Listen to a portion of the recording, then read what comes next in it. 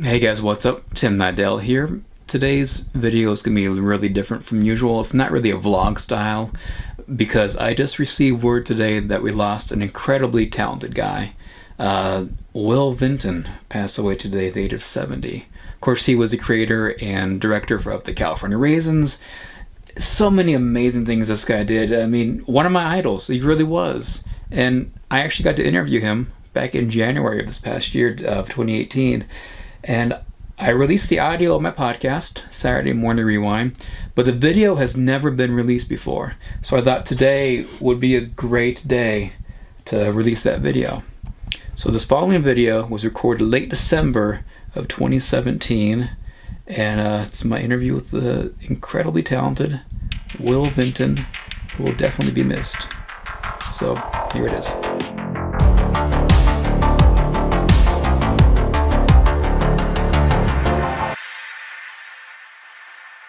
Let's start. I don't know where to start off actually, because so much, you've done so many amazing things. Let's go back to the way beginning, to your childhood. What kind of childhood did you have? Were you as artistic as a kid? Uh, um, you know, I think I was one of those kids that I grew up in a small town, so you have to understand McMinnville here in Oregon, and you have to understand, it was kind of cool, I guess, then for a short period of time where we took to kind of do all kinds of things. And I was, for a small town, I was a jock. I did all that kind of stuff. Uh-huh. But and a pretty good student, actually. I had two older sisters that were pretty strong influence on me. And they were pretty artistic. Danced and played piano and stuff, but I have to really give my parents a lot of credit, because we had a living room absolutely filled to the gills with musical instruments, piano, of course, vibraharp, vibraphone, sax, or two saxes, trumpet, two accordions, banjos, guitars. Wow. It was just kind of a music room that was actually a formal living room. My mother seemed to not mind having all this stuff around, and they were real supporters, I guess, of artistic stuff. Anyway, I really wanted to play drums when I was little, and my sisters somehow or other got the ear of my parents, and this, McMinnville was about 40 miles, southwest of Portland. And they would go in for dance lessons and things like that on evenings and weekends, and they thought I really needed dance lessons. And that was actually, in the end, I took tap dancing, and it was sort of like if I was going to do the drumming, I should really do dance lessons as well. That was their point of view, I think, and. So my parents sort of thought that made sense somehow or other, so I got into it. Actually, and I ended up really liking tap dancing. I always kind of wish I was, good enough to do a little get drunk enough, I guess, and do a little Fred Astaire across some bar somewhere. But I haven't yet gotten that drunk, I guess. I don't know. Because I'm still waiting to do that after all these years.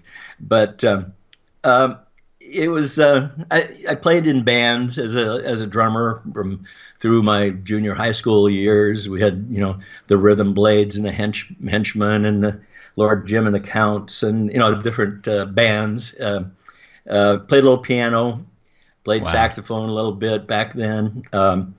Kind of was into design and art kinds of things, but I was more at that time. I was really a product of Sputnik, as everybody knows, or pretty much knows. I think that everybody who had any math, science capabilities when I was about ready to go into college was being sort of pushed into being going into the math, science, becoming a physicist, chemist, whatever it is, to help the U.S. to get ahead of the Russians, who were clearly ahead of us in the space race because they put up this satellite.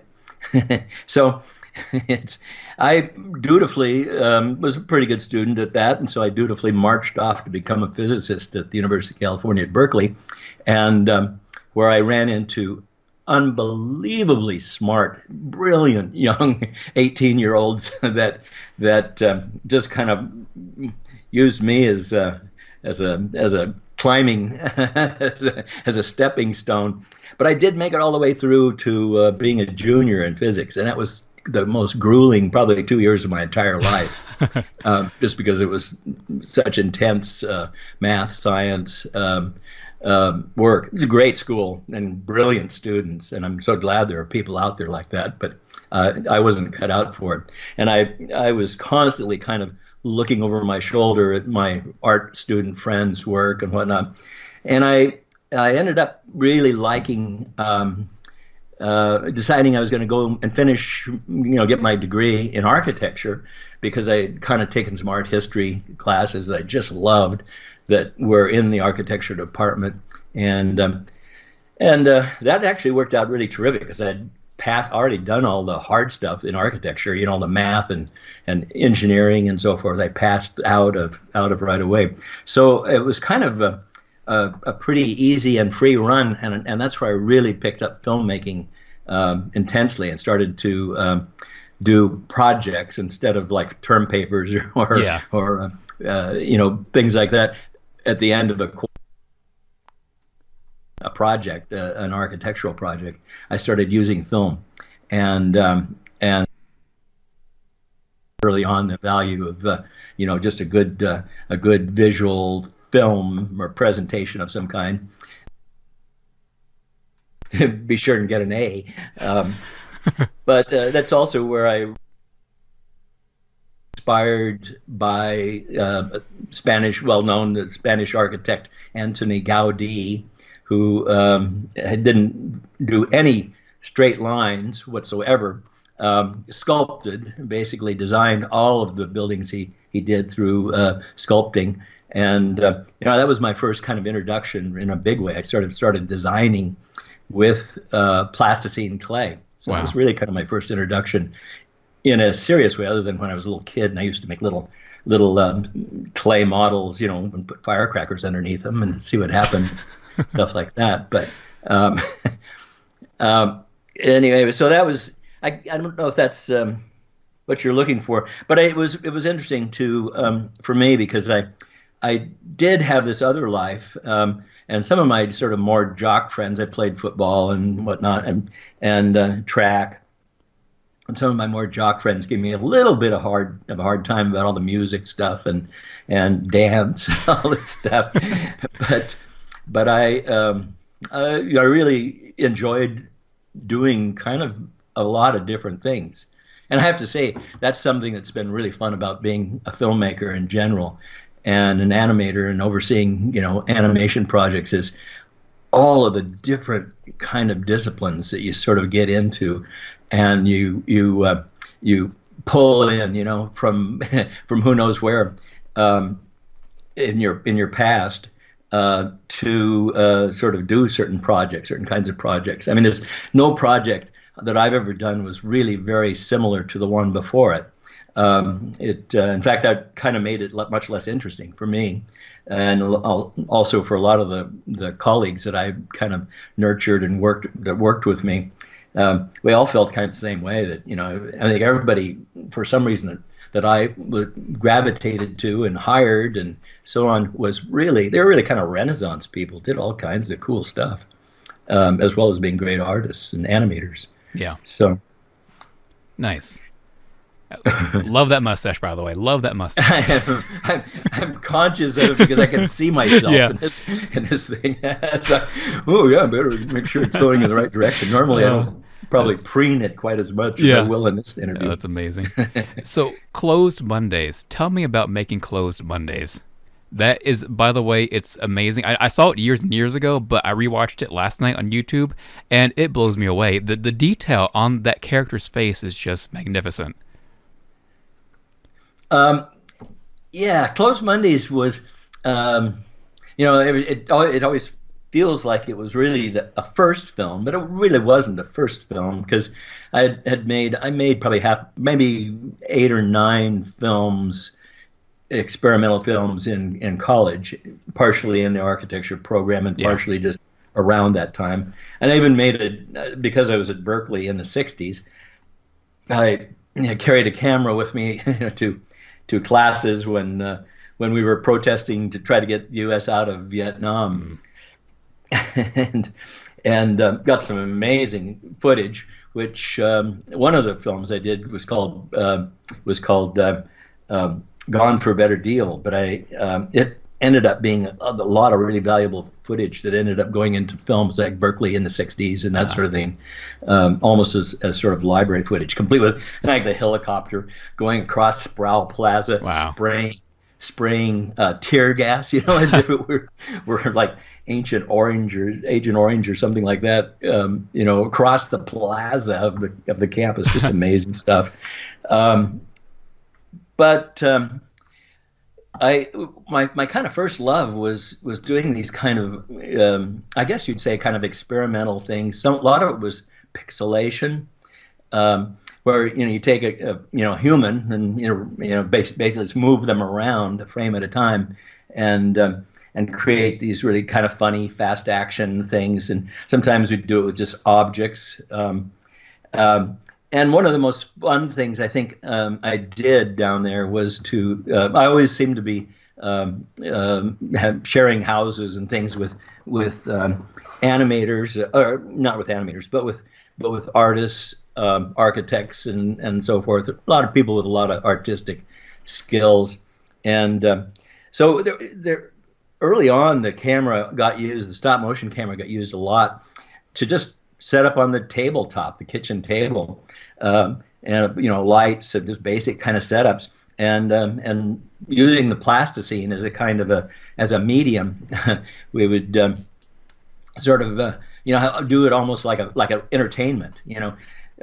You'd be working on something, you might have several people working on several different things. Even if I remember correctly, some of them were pretty strange things. But it was this thing where, okay, everybody, we're gonna shoot a shot now. So everybody backs away, and we'd shoot a frame, and okay, and then back in, and take a sip of your beer or whatever, on the side, and okay, back away, everybody backs off, shoot a frame, come back in, and you do it and spend the evening practically doing it. And what was unlike today, we had to actually wait until the next day because we had to have it processed and printed, of course. This is all film, 16 millimeter film that we were shooting on. And so that involved another party, which was always pretty fun. But there was some real magic in some of those early kinds of just crazy experiments. A lot of it was sort of pornographic, because you would expect by the age of the people involved and all. I sort of thought then that it was something I really kind of wanted to pursue, because I thought there was some magic in some of what happened with the clay. The way the clay moved, if it was done subtly, was not unlike sort of like flesh in a kind of a strange, wonderful sort of way. And I was intrigued enough that I sort of promised myself I was going to do some more of that. One of the people that was a roommate in this period was a sculptor friend by the name of Bob Gardner, artist, who was going to California College of Arts and Crafts, and he was really a good sculptor.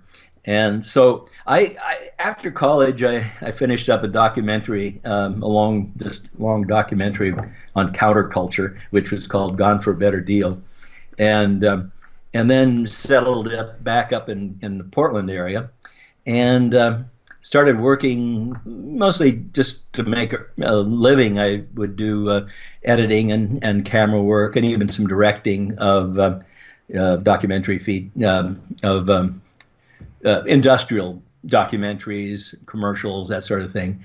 Did a lot of editing, and I feel like I learned more filmmaking almost in editing than probably just about anything else, because you really learn quickly what you need to shoot, and Yep, what you exactly. need to use to make stuff. I mean, even I think the editing really helped obviously it helped my storyboarding forever after. So that was a good period, but there was about 4 or 5 years where I was kind of doing film little thing projects on the side and in the basement um, of my own while doing these jobs and learning a lot of great skills in for filmmaking. And there was I think in about 1970, graduated in 71, about 73 or 7 or so. I called up Bob Gardner. He was in California, wasn't doing much, and I said, "Come on up and you can stay at my place, and we'll make a film. We'll make a proper little short for to sort of show off some of the clay stuff." So he did. He came up, and what we did some experimenting, some little very experimental kinds of things first, trying to get armatures to work and trying to get characters to walk and mixing, learning to mix clays and for colors and all different kinds of things, trying latex materials of various types. Very experimental, and this was all done kind of weekends and evenings for me because I was working kind of full time at a couple of different companies here in Portland.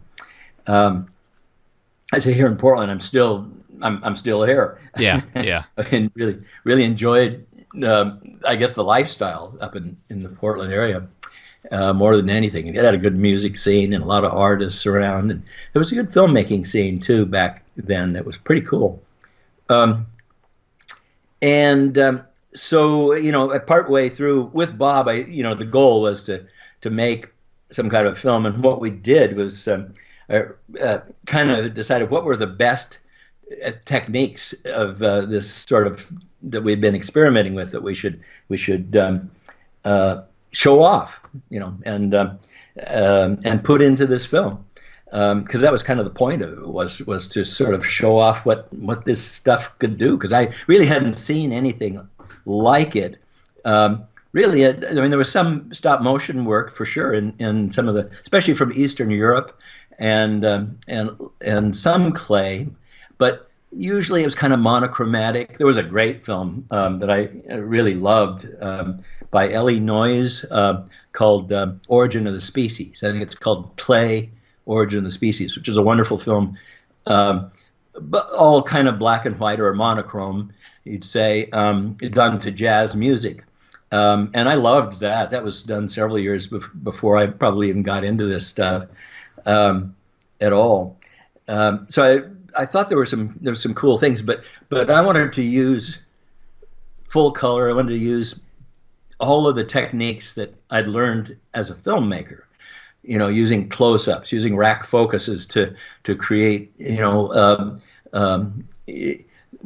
interesting sort of places where your eye is forced to focus one place or another. Use a lot of cutting techniques. In a way, it felt to me before that time like animation oftentimes was sort of done almost like theater, almost like there was a proscenium, and the characters run in and there's all this action and so forth, and then they run out or they take off in other directions or whatever happens. And it felt to me that a lot of stuff was done without the incredible vocabulary we had developed in general filmmaking, and some of that comes in the cutting, the way things are built and cut, but also a lot of it is just in camera work, camera movement, a whole range of things that you didn't have in much animation, and of course in 3D space, things like the camera movement, for example. Were brilliant. Like, look, Yeah. they're so natural, Yep. because you're really traveling literally through 3D space. You don't have to fake it or anything, and so it was kind of a case of trying to use all of the vocabulary of and tricks and that we have in the world of filmmaking to sort of tell a story. And there are a lot of them. There are a lot of great, the vocabulary is deep. It goes back 100 years. and there's some great stuff that you can sort of use and borrow. People, I think, interpret a lot of those things really well and can be guided in a story really nicely. And I don't know if you noticed if when you re-saw Closed Mondays, I mean, we used everything from just these extreme close-ups of eyes, and then going to a point of view shot and so forth, to literally rack focusing. Or he'd be unfocused, and then he'd turn to the painting, and the painting itself would be sharp, and he'd drop out of focus and stuff. All that stuff just kind of helped, I think, to bring it to life and to really help to tell the story. So it was kind of a situation where we lined up all of these things I wanted to do and laid them out, and so it was an easy script to write, actually, in a way. One of the things I knew that I wanted to do was that we had so much trouble with armatures in those days, and with getting the characters stand up straight and walk very well, that we decided without hesitation that he would be a drunk. That makes sense. That makes sense. He had to be. He just couldn't stand up very well. So the story was, the other thing I really liked a lot was the idea that all of that this is a kind of a critic, if you will, a doubter of art, and he wanders into an art museum, presumably when it's closed Mondays. Yeah. And the door is ajar, and he walks in, and each of the various kind of pieces of art that he runs into were said something to him, I guess. But importantly, they were each a different technique that we kind of wanted to show off. So it was really kind of, in a way, a kind of strung together list of all of these little techniques, with hopefully a nice arc, and hopefully, that's where where the filmmaking storytelling comes in. Hopefully with a little bit of a kind of a twist ending, a little bit of a Twilight Zone-y, exactly. ending thrown in, and that was kind of how the story got created. Bob was. I sort of did all of the kind of the filmmaking and some of the animation and so forth, a lot of the sort of especially the technical animation. But Bob was a master at doing these facial things. We actually tried, because we wanted to get we knew we wanted to get a lot of detail into the into the expressions, into the faces, and so we actually went out and got from a local hobby store a full-size skull. Okay. That we built an enormous armature for, and shoulders and so forth, and covered it in clay, and used prosthetic eyeballs that we got from the eye bank. And they were spooky. Sometimes this skeleton with the eyeballs and half of clayed in or something would be sitting down there in the basement of my house, and we'd go down there and take a look. Oh my God! It was like he's looking at you. It was really very bizarre. And we found that we could use that for a great deal of for extreme close-ups and get some really great shots. Having said that, I mean, leaping forward, it was enormous amount of clay material to have to move, and you weren't just using fingers to sculpt. You were using, tools, and you're wrenching on things and pounding on things and stuff, trying to get this mass of clay to sort of move around. So so we actually found later on that working in a smaller scale, and having it not be full size 1-to-1, but having it be maybe a close-up character being 1-to-4, a quarter size, and that would be very big still, compared to the normal size, which might be more like an 1/8 or 1/16 or something. Wow. But there's no question that it really, because of all this massive clay, there were fingerprints and things that let all over the thing, and it was really something quite wonderful about it.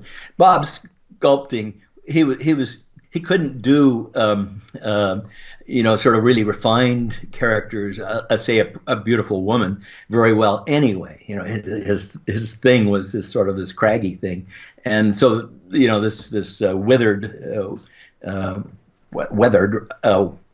wino or inebriated character who walks in was sort of perfect for that. Yeah. And it I don't know, it felt really pretty. It sounds like you're still, I mean, people are still taken by sort of seeing that, and that's really is neat. Later on, as I said, we kind of tried to smooth some of that stuff out, just really to, I would say more than anything, to get away from the idea that people are really watching the technique, looking for fingerprints and stuff.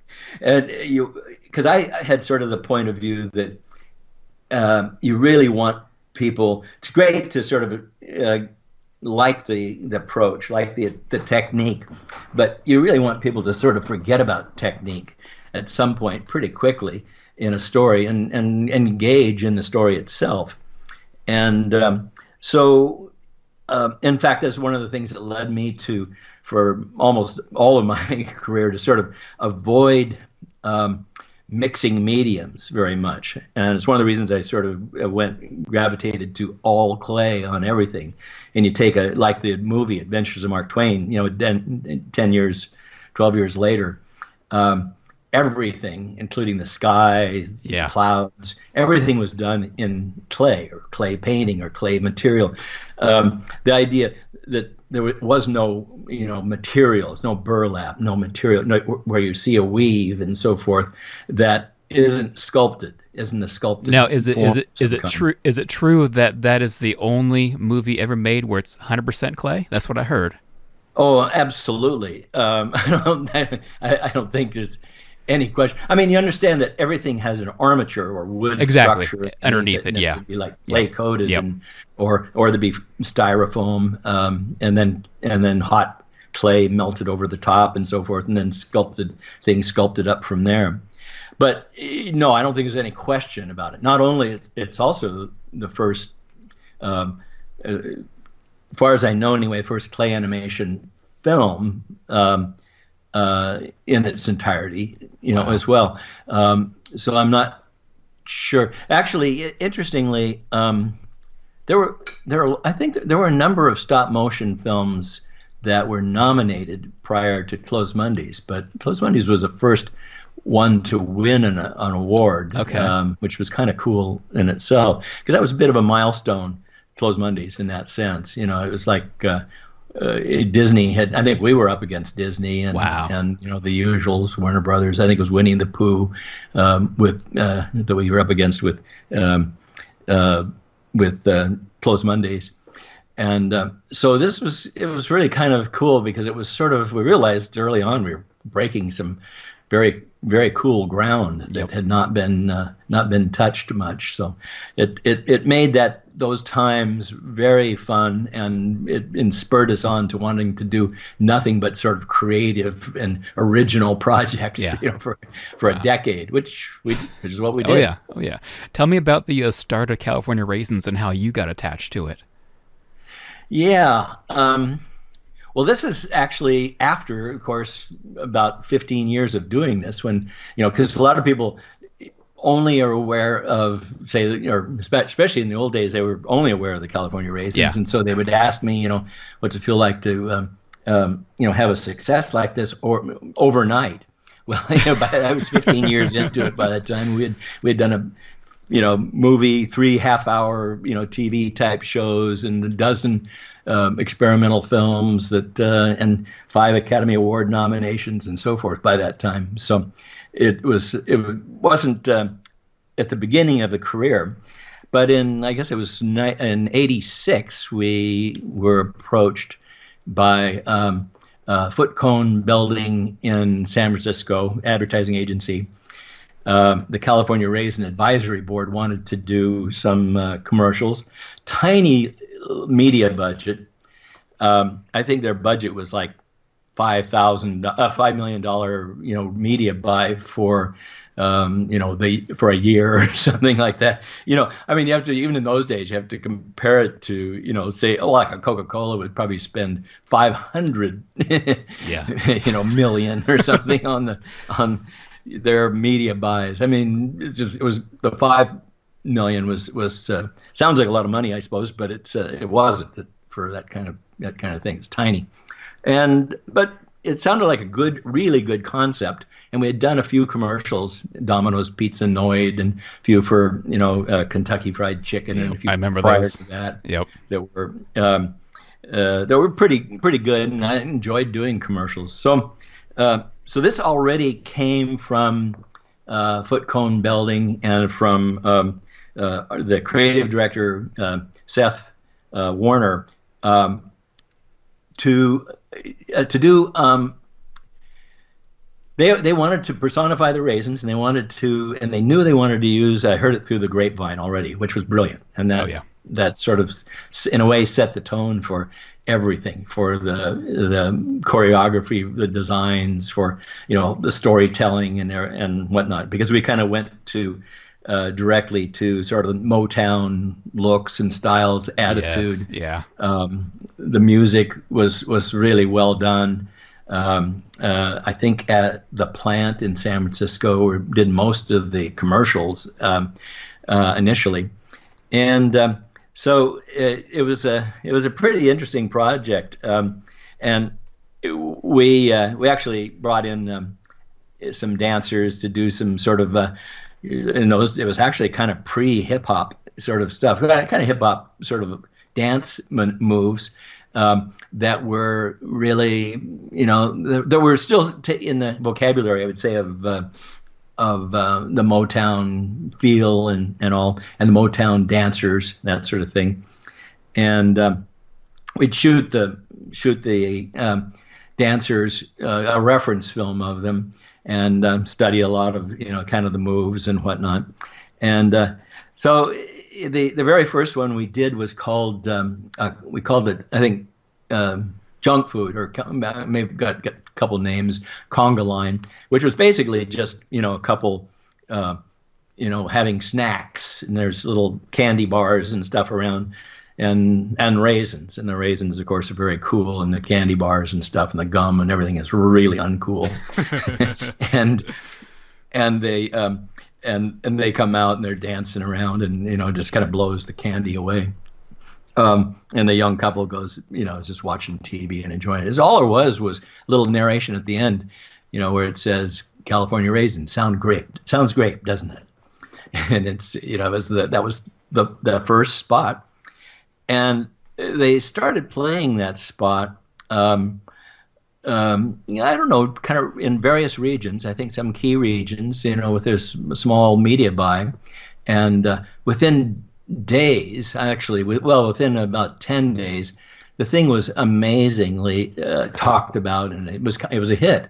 Hardly seen, and yet everybody sort of knew about it, and it just spurred on making of more of them, more commercials, and it was just kind of amazing how it kind of took everybody by storm, and we got a lot of press about it, and suddenly it was sort of like it's kind of what put Claymation on the map for a period of time. In fact, we struggled with that after that for a long time, because it was almost like Raisins are Claymation, as opposed to this sort of body of work that we've been doing with all kinds of techniques and all. But it was great fun, great projects.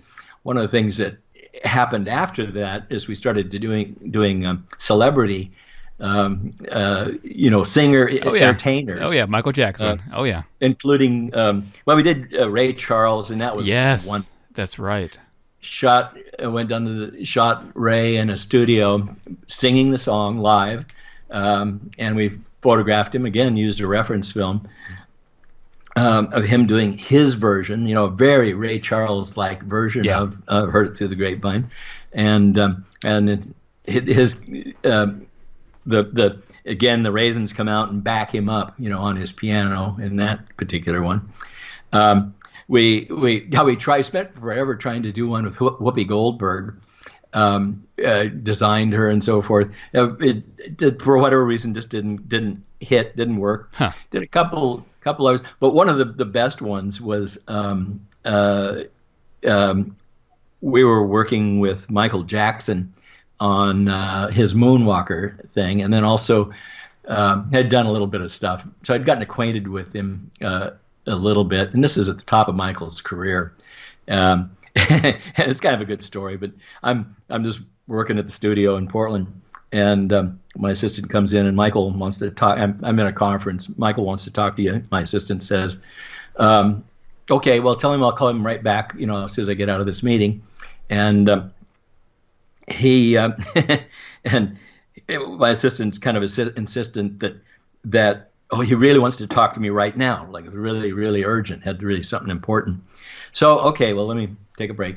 So I went and talked to him for a little bit, and I realized after a bit we're just like shooting the breeze on just small talk, and I hadn't yet figured out what he was fishing for until we kind of got onto the subject of the California raisins. And yeah, the California raisins are really cool. Well, we got to do something like that, And I finally just directly said, Michael, let's make you a California raisin.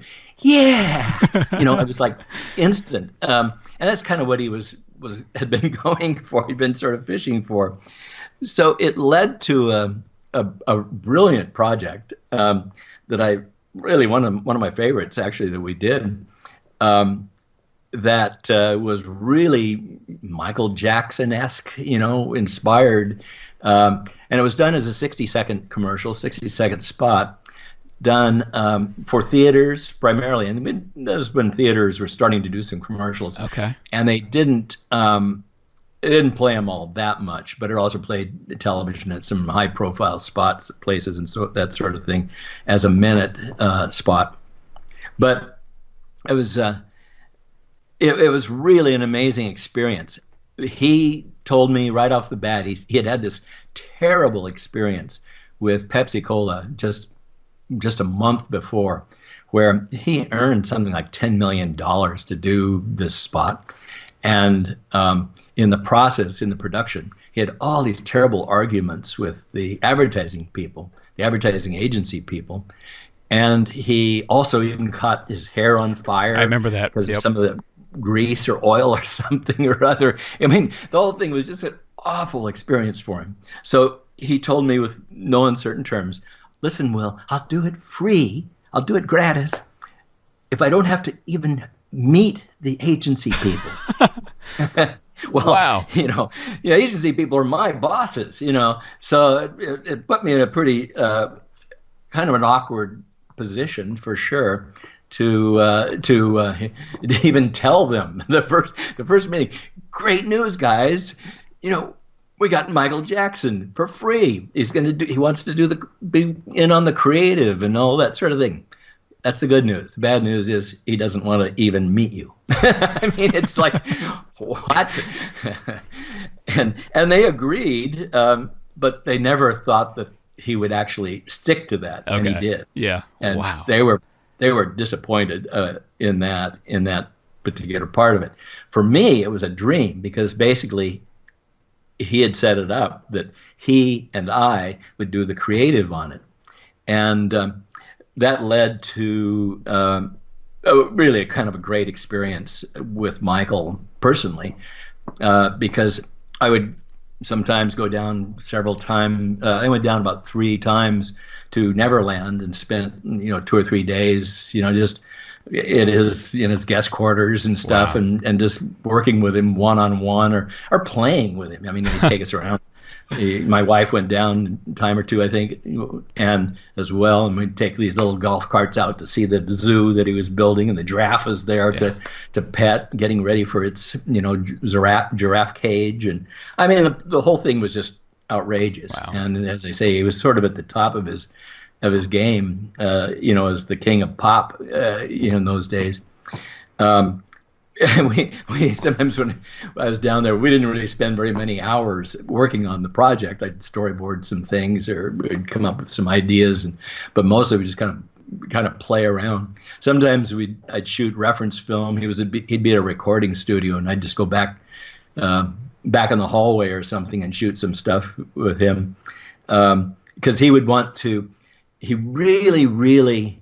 I always said he had a thing about seeing couldn't really see the forest for the trees sometimes. I actually have said he couldn't see the forest sometimes for the bark on the trees. I mean, he was such an incredible.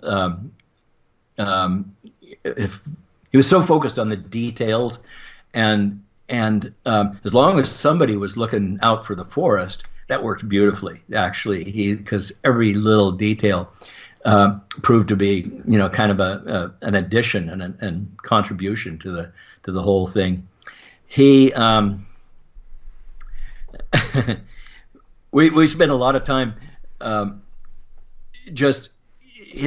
he wanted to show a pose, a particular attitude or something, kind of thing that that he wanted the dancers, that he wanted the backup guys to how they wanted them to pose themselves and position themselves, and the attitude of their faces. And he didn't want them to be smiley. He wanted them to be, kind of intense. What's really interesting is that some of the stuff that this is like late 80s, maybe early 90s, and I think it's late 80s.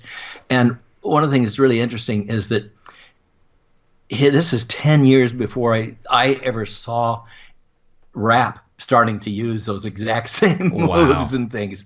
I mean, it was kind of crazy. It's kind of interesting. He was kind of channeling some of the stuff that was coming down the road. I mean, it may be that I was unaware of what was going on in some of the, in Compton. Yeah. And he was, perhaps. But it just seemed like he knew where all that stuff was sort of going. And hip hop and with hip hop and rap and all the things that sort of followed later. Wow. I mean, you had R&B was big, very big at that time. So it's not like it's new stuff or anything. But anyway, it's really, really interesting. The guy was, without question, a real genius. Yeah. And it was a treat to get acquainted with him and play with his monkey, his bubbles, with all and on his ranch in Neverland, and one of the things I found whenever we've worked with celebrities in a stage or shooting settings, in particular creative settings as well, if they have a lot of entourage around them, attorneys, agents, family, and oftentimes, these guys do. Working with Eddie Murphy, we had this same issue. Variety of people who I've worked with, I've found out. I've sort of have a theory that it really, they have to really keep up a kind of a facade, and it's not much fun to have all these people around, because it makes the person, the celebrity, Michael in this case, it makes him kind of clam up, and he's not open, and he doesn't say or really kind of engage, and he's a little bit rough, or a little bit, cool and not not really open, not enjoying himself. But one-on-one, really great guy, really fun. Exactly the same with Eddie Murphy when we were doing the PJs TV show. Great guy, fun guy. Couldn't be more fun to work with one-on-one, and just a pain, frankly, if all of the entourage is around. I can see that. It just was like, oh God, it was just like headaches and stuff all the time. So it's kind of interesting how that works. One can form an impression, of celebrities in quite a wide range, from being, complete, jerks, I guess, on one end, and being really just terrific, down to earth people on the other. Nice. Yeah. Wow. So it's a kind of interesting side thing. But anyway, the California the Michael raisin, we called it, commercial, was really really nicely done. I think we shot it all and we did all effects in 35 millimeter as opposed to being a video kind of post. Because it was going to go to the theaters, so it remains a really beautiful piece. It is. No, it's so well in done. HD. Sorry, It's so well done. I rewatched Thank you. it last night as well, and it was flawless. So yeah, it just sparkles. Quite literally, it's got sparkles all through it. But I know shortly after that you stepped into starting use like CGI, especially for the M&Ms.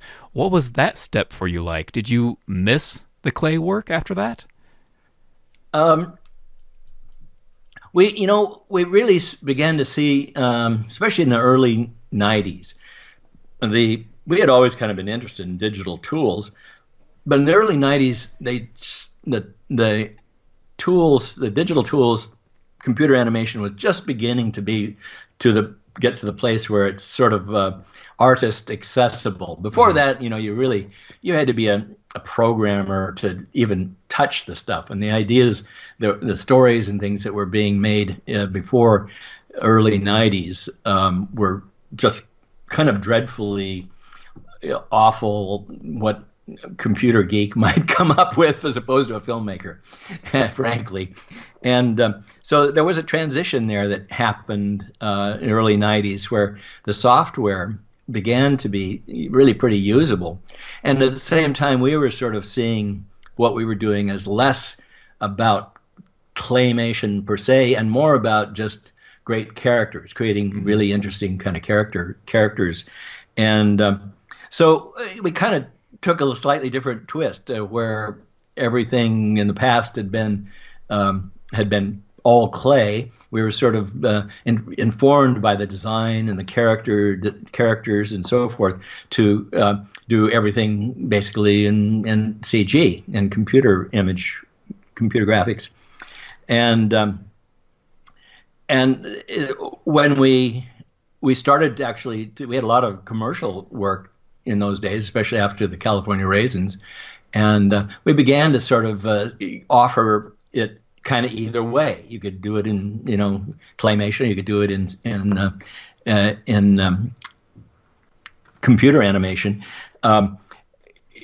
We kind of maintained a little bit of a look and a style that an approach certainly to the characters, and it was interesting actually. The M&Ms was an interesting case because we really. I think the agency was McCann Erickson in New York City, great creative group there, who kind of put out the word, if I remember right, to all of the kind of key animation companies, and ILM was included in that, and many, I think maybe even Pixar early on. Many of the companies that were really focused on computer animation were very interested because they had put out the word that they wanted to make the M&Ms 3D,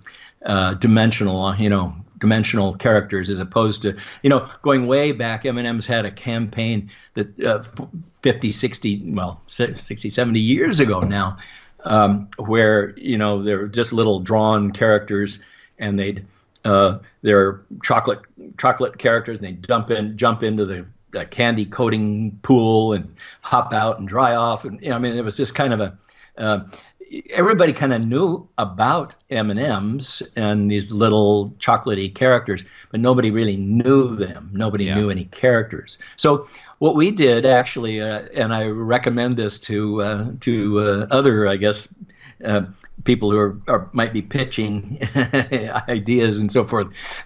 We were up against the ILMs of the world, brilliant stuff, and they showed off gorgeous CG stuff. We took a different tack. We said, it's not about technique. We can do CG, no problem. Lying, crossing our fingers and lying completely. We can do that, no problem. What's really important, though, is the characters and the attitude of the characters. Yeah. So we gave them some really lovely drawings done by, I think, by Robin Ator, one of our prime great illustrators, that was focused on attitude and the personas of each of these different characters: red, yellow, brown, green. They had this whole backstory and who they were, and what their foibles were and whatnot. And red was kind of wanted to always be the center of attention. But the trouble is, if you're if you're a piece of candy, being the center of attention can be dangerous. and yellow, who that was initially name just flipped out of my mind. The voice actor we used. Oh, I hate that. It's a senior moment. Yeah, I know now it's J.K. Simmons. I don't know who it was back originally. Yeah, it was. Was it Brad Garrett? When Harry Met Sally, actor. Oh. Oh, come on. That's terrible. Anyway, let's. Everybody out there who listen, maybe you edit this, right? Anyway. Yep, I could. But anyway, everybody's out there. Oh, you idiots! Of course, it's. But we started out with with real celebrity voices like that initially, and but what was interesting, back to the agency, the pitch, and so forth. It's really what sold this agency on us was that we were telling them, and they agreed, I think, that it's what's more important is okay, the characters are widely known as M&M's characters, but there's no depth to what is known about them. Yeah. And what makes for what I think I'd learned, a little bit with the Raisins and with other campaigns and even with entertainment projects, was that it's kind of all about the character and all about the personality. And that's what really gives characters longevity, is kind of knowing them, knowing who they are and what they do and all. And I couldn't feel more right, I guess, about how that evolved, because those characters are just as good today, 20 years later. In fact, the new spots use the same attitude and personalities for all of those for the characters, and they're still as fresh as they ever were, because they're really character based as opposed to any other kind of a piece of attraction. Not because they were the first CG characters. When we got awarded the project, we had limited experience with computer animation, and so it was sort of agreed that was probably the better way to go, and the way that I think the agency wanted to go, and so we really did have to kind of jump all over it.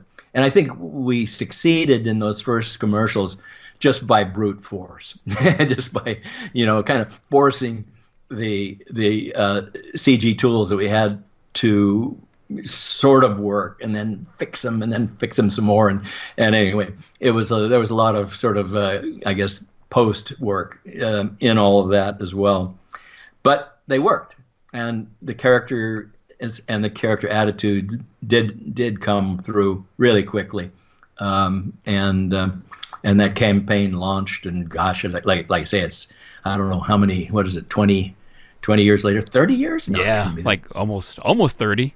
Oh, God, it is. You're right. Where did the time go? I know.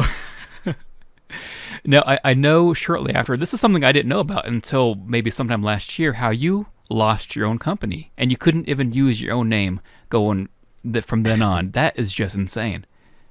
Well, it's a kind of a long story. I won't go into the whole thing. But once we had done the TV shows, we did Gary and Mike after the PJs, and the company had really gotten large, really ballooned up. I think we had about at one point about 450 employees. Wow. It was a huge company, and I was trying at the same time to try to figure out how to get back. It was getting so big. I really was trying to get back to that kind of dream time when it was just tiny, and I was a filmmaker, and I got to sort of be involved in all of the all of the various processes and in the projects. And as it grew, well, we had really good people. David Altschul was the general manager and ran the commercial division of the company, and we just had really great producers and all. But there was still an awful lot of just business stuff to have to deal with, and I found I was sort of less and less involved.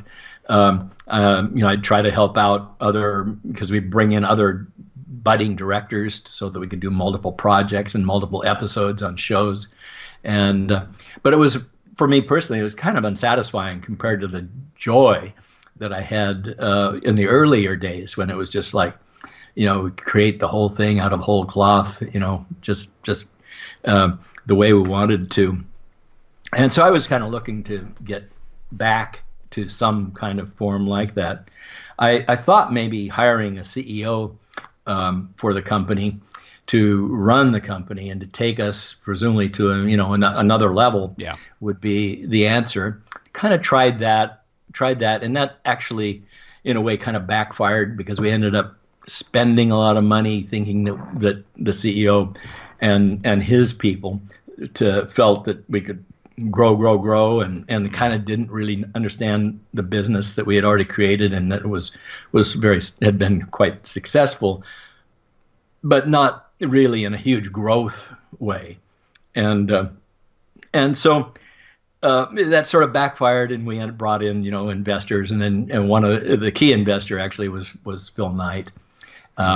He came in with a small investment and a small piece of the company, but he had an interesting thing. Whereas if we lost some money, which we'd never had, practically, I think 1 year out of 25 we lost money, which is amazing for a creative company in those days. Disney lost a lot of money when he started, so that's amazing. It really was kind of an amazing record. We thought, well, we've never lost much money, so why? It didn't matter. But, he had an army of attorneys, and basically he was able to take control of the board because we did in fact lose money a couple of years in a row, right around, I guess, 2002 or something, 2001, 2002, and it was just becoming more and more of a headache personally for me. So we arranged ultimately it became, I basically kind of sold out, although, and the only real kind of dispute I feel I had about it was that it wasn't a fair market value kind of thing at all. And it was kind of manipulated, but that's another story. And that's really water under the bridge as far as I'm concerned. Yeah. And a lot of people bring it up and ask about it. Truth is, I succeeded. The silver lining of all of that was that I really did succeed in getting to go out and do my own thing again. There you go. For a few years, they kept the Will Vinton Studios name, and that made it so that it was really hard for me to sort of do other kinds of things. But then they changed it to Leica soon, not too far after that, and so that wasn't a huge problem, but it was kind of a thorn, I guess, in the side a little bit.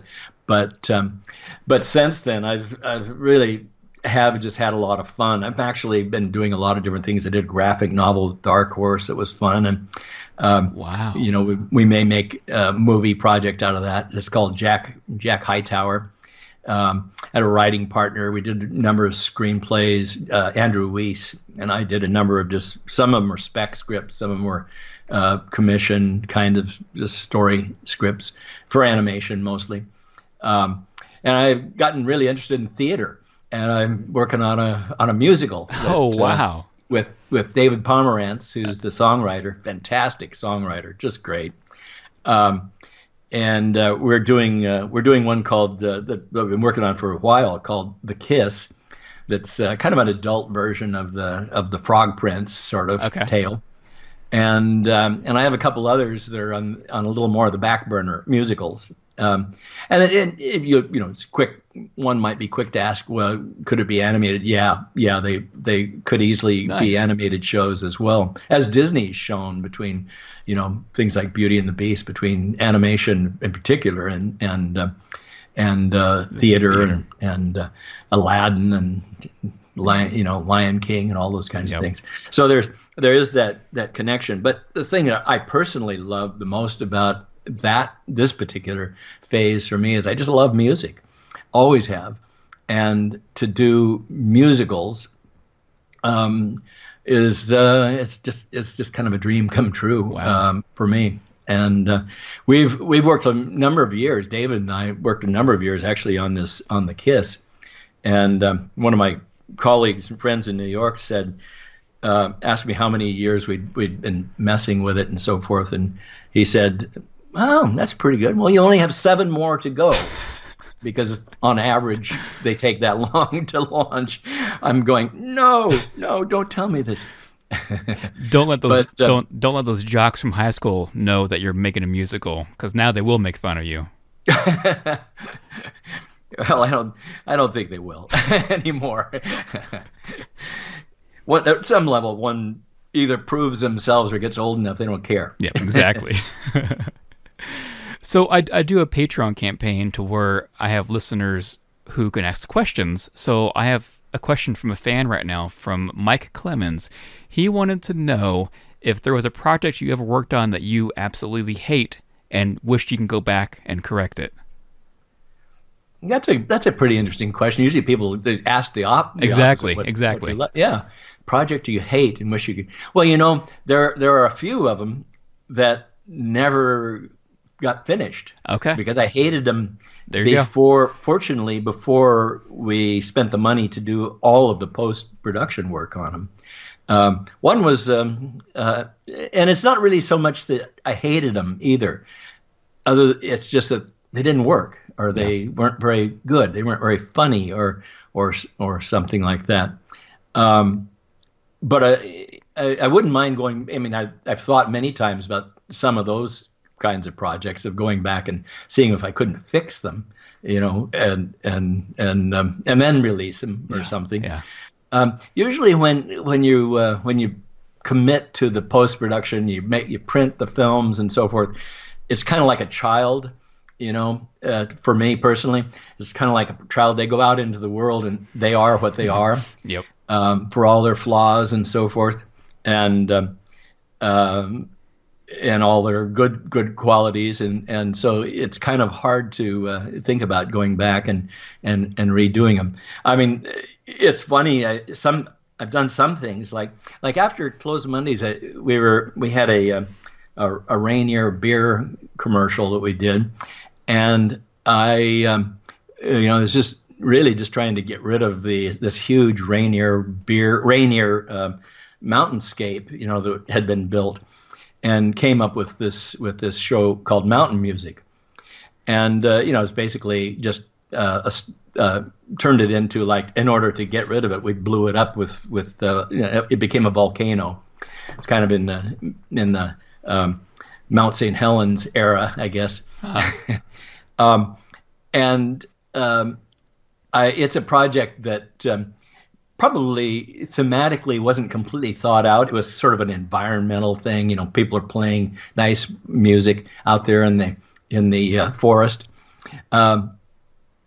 and then suddenly technology starts encroaching in their music, and it gets really heavy metal-ish and so forth, and the animals don't sing anymore, and and pretty soon the mountain gets mad or something and erupts, and it was such a simplistic idea in some ways. I really kind of wish I had I probably would have reworked that if I had the time. But it wasn't supposed to be like a big deal. Okay. It's just that a lot of people, it got distributed, and a lot of people think of it as one of their favorite films. Huh. So Wow. you kind of don't know sometimes. But it was one that I'd probably, if I could have, or if I'd thought afterwards, it was dashed off a little bit in terms of the storyline, in terms of the theme of it. There's and there's a number of commercials that I can think of, I guess, that we did. Usually you'd try with the films that we did of ourselves, you really try to rework them pretty hard. I think probably one of the biggest I guess I wouldn't say disasters, but things that didn't really work for me personally was when the California Raisins were very popular. We decided CBS wanted to do a Saturday morning show. Yep, I remember. Everything we had done prior to that was kind of for adults, and it was all prime time specials and that sort of thing.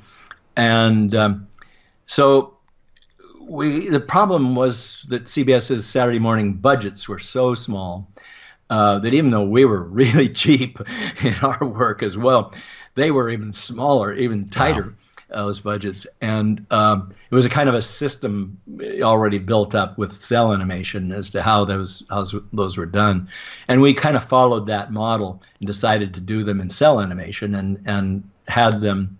We'd do the storyboards here and the audio, and then send them over to Korea at that time to one of the companies that did did the characters and did the animation. And the stuff that came back, we envisioned, we had 3 really good Motown songs in every episode, and we were envisioning this thing to be really pretty cool. And we'd get back this stuff, this animation that was just so stiff and just jerky and not that it wasn't smooth. It didn't have any finesse about it.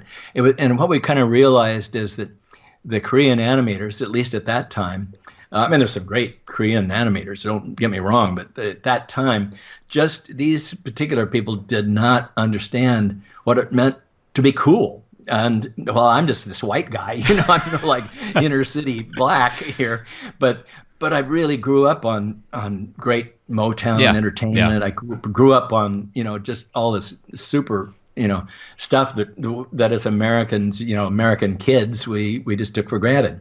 Whatever it was, whether it's on TV or in music or whatever.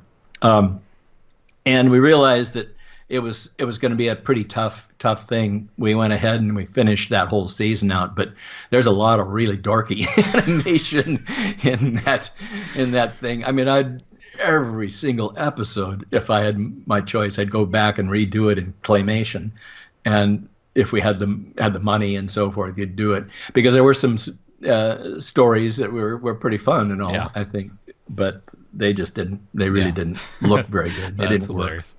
Work. Wow. Well, good question. So you have people connecting to this at the same time. That's kind of cool. It's not live. No, I emailed them ahead of time saying I'm having Will on, and they send in their questions. So yeah. I thought you had some kind of a. Nope, I haven't gone live quite yet. That sounds pretty wild. Well, Will, I really want to thank you so much for your time. A big honor having you on the show because I've been such a huge fan for pretty much my whole life. So I want to thank you so much.